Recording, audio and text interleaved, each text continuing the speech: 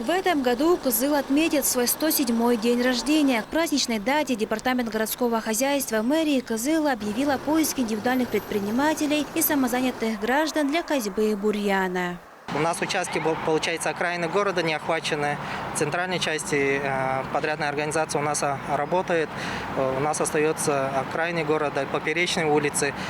По этим улицам нам бы хотелось также своевременно сделать охват и привлечь к этому индивидуальных предпринимателей и самозанятых. Можно подойти хоть сегодня. Рабочие часы это получается с 9 до 6 часов. Обед у нас с 13 до 2 часов.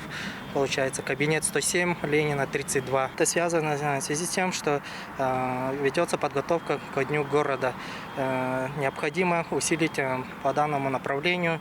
Кроме того, по информации мэрии Кызыла, собственников зданий и руководителей организаций начали штрафовать за нескошенную траву. Зачастую собственники и руководители не следят за порядком на своих участках. Зимой не убирают снег, а летом не косят траву и не следят за ее высотой, за что и получают штрафы. Так, на днях были выписаны предписания по уборке дикорастущей травы на прилегающей территории в отношении некоторых организаций. Согласно правилам благоустройства, собственники зданий и руководители предприятий обязаны круглогодично поддерживать надлежащее состояние по периметру своих территорий. Айрас Владимир Сюртюк, Ангыр Оржак, Тува 24.